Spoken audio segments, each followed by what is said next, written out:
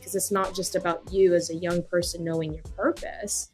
Think about those young organizations, those early stage startups, right? Some of them don't have to pivot also sometimes because they discover their purpose in a very different way and create new products or new ways in which they have their unique contribution in the world by continuously knowing that it's something that is going to be continuously shaped and never final. Hi everyone and welcome to this brand new episode of All About HR. My name is Nelly, I'm your host, and for today's episode I got to sit down with AJ Thomas. AJ is the chaos pilot at X, and she's also a non-profit founder, advisor and executive coach. I'm super happy that we're going to get this conversation happening today because it's been in the works for a long time.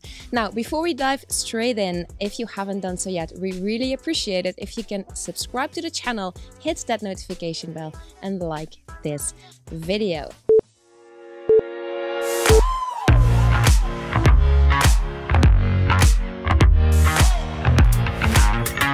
Welcome to another episode of All About HR. Now, AJ, let me welcome you to the show. How are you? Hi, Amelia. I'm doing great. So happy to be here with you this morning. Yeah, I'm also very happy to have you, AJ. Maybe you can start by telling our audience a little bit more about yourself, your work as the chaos pilot at X, but also all of the super interesting things that you're doing outside of that. Yeah, that sounds great. I do work as a chaos pilot at the Moonshot Factory, heading up our talent team and working across all of our projects at X to help find the best talent that we can to really make sure that we have the teams that are creating those radical new technologies to solve some of the world's hardest problems. So it is such a privilege and an honor to be able to do that. And aside from that, I'm also a mom of 3 wonderful children who are currently 11, 6, and 1 years old. Yes, you heard that right. Huge spread there. So it's also chaos piloting at home. We're bringing the theme through from professional to personal. And, you talked a little bit about my background as a nonprofit founder. I founded a nonprofit in 2010 that focused on helping graduate at-risk youth by teaching them the principles of entrepreneurship. And then we turned that into a focus on STEM to young women in that kind of environment through our opportunity to partner with the Women in Technology International team with an initiative called the Brain Candy Labs. I do advise startups as well, early stage startups, and then I also serve as an executive coach for the Berkeley Executive Coaching Institute. So life is full and wonderful and really all about leaning into that purpose of making a radical contribution to life and humanity. Okay, wow, that is a pretty impressive introduction, AJ, but there are a few things that strike me immediately there. There's, for instance, that you talk about being a chaos pilot at home, but also being a chaos pilot at X. Yes, and then there's also the fact that you mention this purpose and how it's always present in a way. It doesn't just stop when we walk out the workplace, but it's there as well in our personal lives. So perhaps we can start with your thoughts on that, really. Sure, I can tell you a little bit about that work. I think it's important. And by the way, I didn't just wake up one day and go, oh my gosh, I have a purpose. I think I'm still learning what that purpose is. I'm still asking questions. I'm still quite unsure about certain things as well, but I know that I want to lean in to certain things because I've learned over the past really decade this need for me to be able to work in places and work on things, right? And when I say work, it's not just from a professional standpoint, but life's work standpoint that help us think about the future in a different way. And so, one of the mantras that has been a real guiding light for me is that if you want to work on the future, you've got to work with the future. And there's no better way to really put that responsibility on your shoulder than to professionally be working in a place where you are working with a diverse group of inventors, entrepreneurs who are building and launching technologies to really improve millions, even billions of people's lives. And when you think about it in that scale, it really has all of the responsibility and the purpose of being able to work on the future and what this world could look like, what humanity could look like. So that mantra for me, if you want to work on the future, I want to be able to be in this place where I have the opportunity and the extreme privilege to help shape mindsets and hearts and build things from a people and culture standpoint and a talent standpoint that are going to shape that. I want to make sure that the voices of the future are included. And when I say that, it's the young generation, it's the upcoming folks that are coming into the workplace, primarily also thinking about it being younger and younger. We do these career fair days or career days at elementary schools and middle schools. What do we really talk about? How do we inspire? And so helping us really realize that and helping me realize the purpose of that responsibility, it's also inclusive to us making sure that the decisions we're making and the questions we're asking are leaning into our future selves. How do we want to show up for ourselves? What do we want to be 10, 15, 20 years from now? And what are we architecting today to help that? And so it's a really interesting way to have this kind of long-term thinking and then helping design. What are the things that are going to help me get to where I eventually want to be, right? And so it sounds very large at scale, but when you think about it, it's really in the decisions you make today, who you choose to include in your meetings, in your designs, how you choose to question and push the status quo, how you fight for whether or not something is just enough because it checks the box, or how you're able to lean in and say, yes, I understand that checks the box, but what other questions are we not asking, right? How are we paying attention to the other different areas? Who are we not asking questions to that could have an interesting insight, even if they haven't had all of the experience in the world that the world defines as experience, for example, right? And so really creating that. And I think that's actually the beauty of the human experience, if you think about it, is the ability to be able to do that. Absolutely. Yeah. Now, AJ, I was listening to you, and is it correct to make the assumption that for that to happen, we need to know our own purpose first? I think I would shift that a little bit of a nuance. It starts with us getting curious about our purpose. I think you said it so beautifully. It's not that we will ever just know what it is, but when it does strike us something that feels good, or even something that feels really hard, but you want to keep leaning in, you get those signals that you're headed in the right direction. Right. So I would offer that it's not about knowing your purpose, but knowing that there's a question that will help answer that will get you to what that next thing is going to be, or what it is that's going to be your unique contribution in the world. And honestly, I think everyone has the capacity to have whatever that unique contribution is. It's in our responsibility, I believe, as leaders, especially in the people and culture space, where a lot of decisions are being made, promotions, merit increases, people, moving around in the organization for new opportunities. Even in those very simple things, we help architect the conditions for somebody to make decisions as well. And so I think that the importance of this is not just about knowing your purpose at a very early stage. I mean, some people are very lucky and blessed with that, I believe, but it's the fact to go beyond that in knowing that you want to continue to get curious about it. Shankar Vedantam, I think, he does a podcast called Hidden Brain. And he recently did this TED Talk I listened to around we will never really know what our future selves want. And I think that is really interesting as well, because there's a responsibility in that statement, again, for us to continuously ask and to continue to pour into, what that future could look like for us. So if you bring that down to, the level in which we are making decisions from an HR space, right? I think that is not just about asking why something is important, but how we then land those things, whether it's a benefits open enrollment, whether it's this new, Pay Transparency Act that's happening, whether it's making a decision on whether or not to support certain policies or not, or anything around compensation, or anything around what kind of leadership development programs you're offering for your organizations. I think it behooves us to also think about not just checking the box that we did those things, but also making sure that we're pouring into how did we do those things?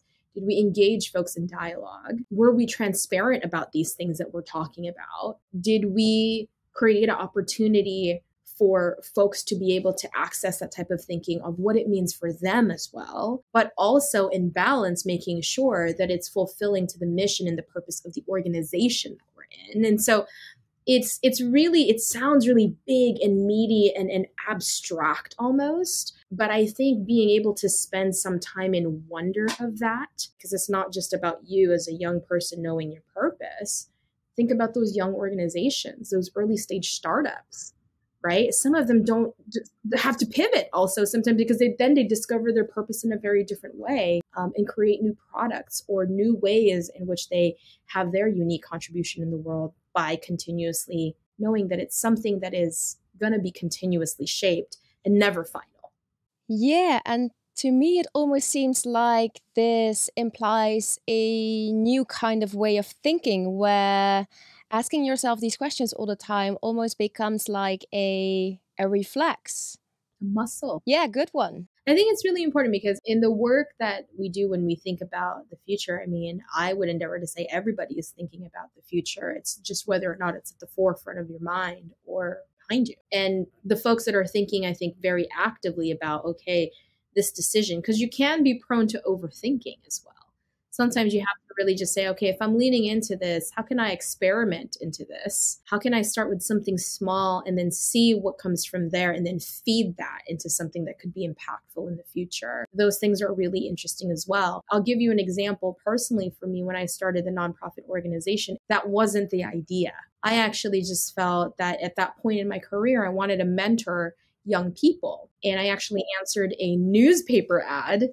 I don't even know if they do it these days now, but I actually answered a newspaper ad for an East Side high school that was looking for after-school program mentors. And the conversations that I had with the young people that I was interacting with really inspired me to think about what more could we do, which then 10 years later turned into an organization that graduated over 850 people. We had faculty, we had adjunct faculty from Google and Facebook and Box and these large, technology organizations that were really acting as the instructors for folks to show these young people what the future could look like and what they can see. Maybe it's not even around the corner, but if you turn a couple more, and then providing opportunity for them to have scholarships. That was not something where I was like, I know I'm going to wake up one day and this is what I'm going to do. It just came from this idea, this pull that I had that I want to mentor young people, which then has led me to the career that I have today, which led me then to this battle cry that I'm still questioning, that I'm still curious about.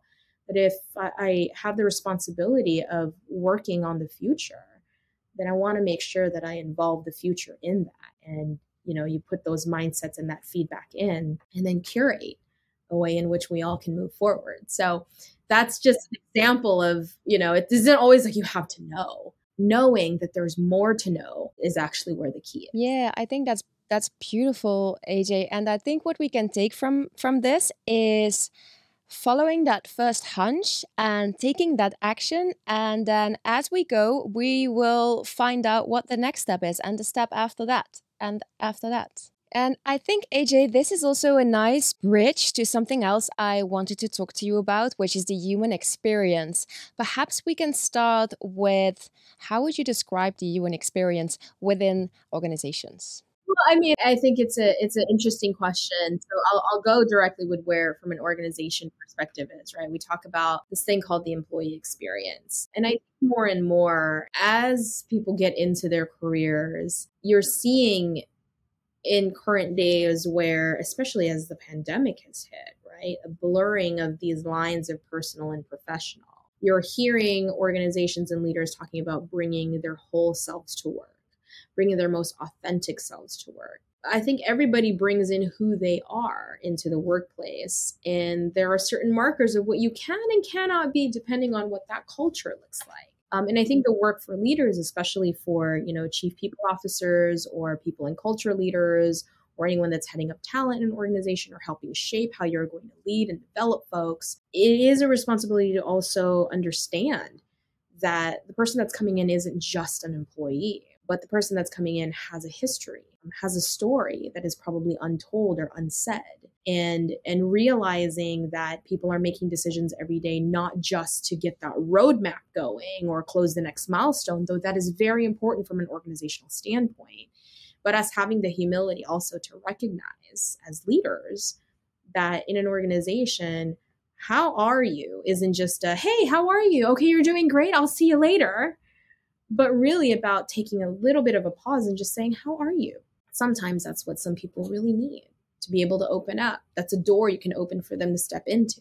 And sometimes it's really also just being compassionate to the situation and knowing that, you know, you're in the middle of a product release or you're in the middle of a heightened state of planning or strategic, whatever it may be. But knowing as a leader to take a pause and go, all right, mindfully, are we going into this just as a routine? Or am I really honoring the different unique contributions that the team brings to the table as well? Am I stopping to recognize that? Am I stopping to speak life into what people are working on? And by the way, speaking life into what people are working on is also having the ability to tell them the truth without blame or judgment. I like to say this, that there are cottage industries out there around how to give feedback, right? How to receive feedback. And I think if we just go back to basics, I've been talking about this term of going back to basics around what is it really we're trying to have a conversation about? Is it really in service to the other person? That's a way to think about the human experience at work, in service to another person. Whether it's a direct report, whether it's your CEO, your C-suite, your senior leaders, whether it's the receptionist that you greet every day, do you even know their name? Or do you just say, hi, how are you? Nice to see you. I'm going right in, right? Little interactions also set the pace and the culture for an organization. And I think it's really important for us to not miss that in the big rocks of the milestones and the product releases and the big project pushes and the planning meetings that are happening. All of those are a reality, but it is also a reality that you have real humans in the workplace that sometimes just need a conversation and something deeper than just a hello, goodbye. Take interest, right? Ask questions and listen. You never know what you'll discover. I've met so many amazing people in organizations that I didn't even know had these really amazing talents, you know, from sushi chefs that were office administrators to, you know, everyone has a wonderful story. And I think being able to metabolize that in an organization and make even just a space to breathe for it, that's human experience, very important.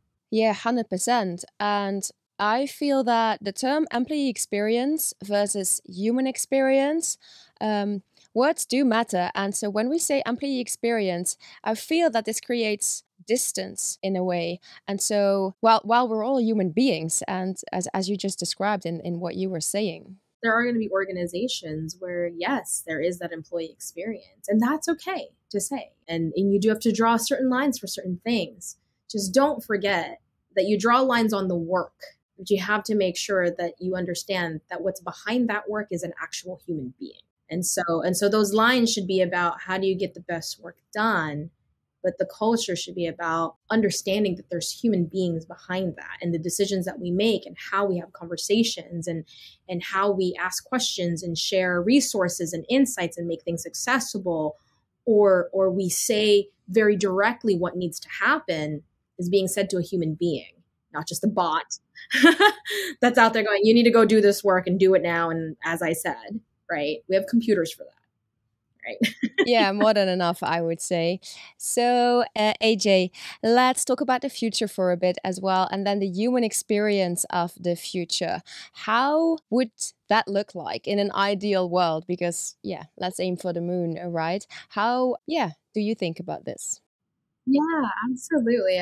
I love this question. As I like to say, whenever I'm also facilitating different leadership development courses, you know, you get your results, you know, you can take like DISC or Enneagram or things like that. I always like to say, don't make any life decisions off of what I'm about to say. But it's a really interesting question because, again, the human experience of the future is going to rely a lot on what we pour into our current and present day. There are amazing people in the organization that I work with, particularly one that I think you guys should check out the literature. He just wrote a book with a bunch of really amazing folks that think about this stuff on a daily basis, that is all about the work of design fiction and how it feeds into how we design for what the future could look like. Often when people are talking about the future, they think flying cars or teleportation or all of these things. And actually what's really interesting is the artifacts that we create today. If you look at those things 200, 100, even 50 years from now, what is it going to tell about the society that we lived in currently that shaped the current present that those folks 50, 100, 200 years out are living in? And so it's a really interesting work by our futurist at the Moonshot Factory, Nick Foster. I would say check that out and really look at, some of the principles there. And I mention that because I think the work around the human experience of the future, I kind of go at it in a different angle. So I think about it as Whitney Houston always said, "I believe the children are our future." It's my favorite quote. Also, a really amazing song. But how are we getting curious with those kids today and capturing? We always say like out of the mouths of babes, right? Things kids say, which tend to be really simple, profound, unguarded, unjaded by experiences of the real world. And I think the human experience of the future can create more room for us to bring that inner child, that sense of wonder. I was just at a conference this past week where, we were talking to a lot of leaders about creating art to, manifest what their vision looks like. And a lot of groans in the room. Art, I don't know, color, everything's black and white. I gotta type things. And what's really interesting is that when we were all younger, we were all artists. We were all designers, dancers. We all knew all of these things very innately, but somewhere along the way, as we've grown, these things have kind of been pulled out so that we can major in the things that we're doing now in life. But a lot of how we create is actually innate in all of us. And so another really great initiative that I think X has done very wonderfully, which was led by a couple of really amazing colleagues on our early stage pipeline teams. And one of our leads for our equity, inclusion, and diversity teams, Julia and Nabila, created this opportunity to actually bring in young people to X. We called it Camp Moonshot. We partnered with the Knowledge Society and the kids that are in that program right now and brought them in for an immersive experience at X and created a way for that collision to happen. One, it validated some of the assumptions we were making around what the future could look like. It gave them a view for what was being worked on today that will likely influence how they think about shaping the future of tomorrow. If you think about it, 20, 30 years from now, these are going to be the next CEOs that are making decisions, the next leaders that are going to be pushing different things in the world. And so more things like that. ID Tech is another really interesting organization that does this as well, where, you take the power of building coding skills and STEM skills into young people and doing that with more underrepresented groups of young people, right? The Black and Brown communities, Native American communities, Asian communities that, sometimes don't have access to that kind of environment. And you have them envision what the future could look like. There are so many ways in which the human experience is really about the collision of people in the present, but imagining what their roles are going to look like years from now. One space that is a really interesting field is elderly care, for example. We don't often think about, there's a lot of ripe innovation that could happen in that space, but we don't often think about designing that because everything we're thinking about in front of us. There are a lot of people in the world that are thinking through that. Could there be more? Absolutely. But if you think about just looking at that juxtaposition, what if you had, 10, 15-year-olds in that mix going, oh, one day I'm going to have to be doing this. I'm seeing the things that are happening with grandma and grandpa. What could happen when I'm in that seat? So there's really interesting ways in which we can be curious about the human experience of the future. But I find, again, that it's really in the collision of activating the minds of today to think about what that could look like, but not just the people that are working, but the people that will eventually be users or whatever that invention could be, right? And so, I mean, for me, that is a point of inclusion that I think could be really interesting. Can you imagine having a young person part of your interview panel, for example, and helping curate what that could look like? I don't know. I mean, it's interesting ideas, and then how you pull the thread and how you apply it is bespoke to any organization depending on their mission and their purpose, and of course labor laws and whatnot, right? So we're not naive to that. It's not a delusional idea, but it creates a way for us, again, going back to being curious. What are the things where we can start having these moments collide, but harnessing the power of how they think about the future, right? So if you have 40, 50-year-olds thinking about initiatives of today, how do you create a way in which 20 years from now, the next set of 40, 50-year-olds, who are, by the way, probably in their 20s and 30s, right, can help design what those solutions could look like? So it's an interesting dance, but that's how I think about the human experience. It's a set of asking, being in just a curious mode around what it could look like, what might be possible or probable, and then the collision of those ideas.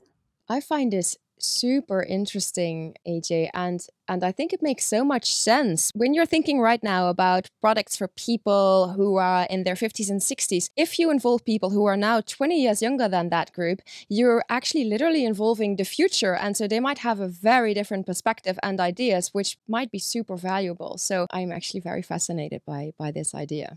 Now, slightly changing tack here, AJ, because I'd love to talk something else that I know you're passionate about, which is talent and careers. And we know that a lot has changed in that space over the past 2 years. So perhaps you can share your thoughts about that with us as well. Yeah. Well, I mean, the triad for me is the intersection of talent, culture, and careers, right? And so let's starting with the culture piece. It really is about everything we just talked about, humanity, the human experience, what that look like.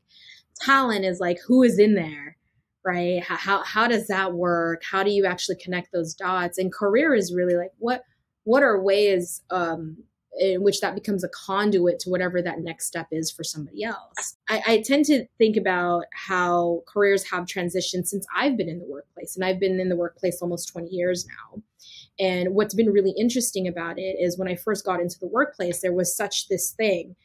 I think Professor Ed Lawler coined this, part of the USC Marshall School of Business, who talked about this linear career path and the change in which, as I was getting into the workplace, there was starting to be a rising popularity of nonlinear career paths, right? So before it was an associate to a senior associate to a manager to a senior manager to director, okay, great. And now those things have kind of become part of the background of how people kind of ascend.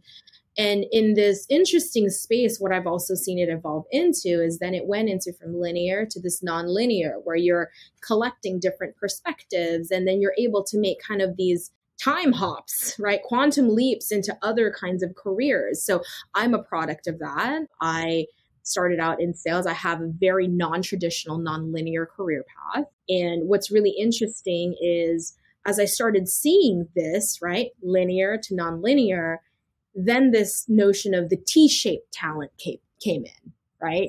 Somebody that's got very broad skills, but has the depth and subject matter expertise in an area. And what I'm starting to actually notice that's coming up next is maybe a conversation around Z-shaped talent, right? So if I think about Z-shaped talent and careers, Z-shaped talent, in resumes, it used to be a taboo. Oh, this person's moved around a lot. I don't really can they really hang and see? The reality is things are changing all the time. And what you should really be paying attention to is someone's capacity to learn and how are they able to sustain those skills and the things that they're doing. So if I think about the Z-shaped person, it is somebody that has gone from one place to another, but has progressively collected these things. And then as that Z, right, the little zigzag comes through, visualize that as then a line, like an accordion.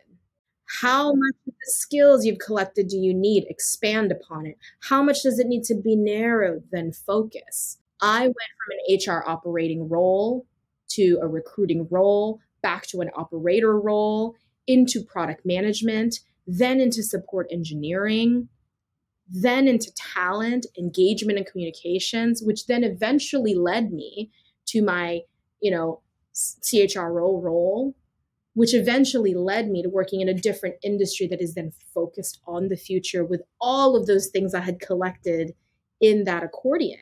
And so I think about careers in a sense of how it's progressed.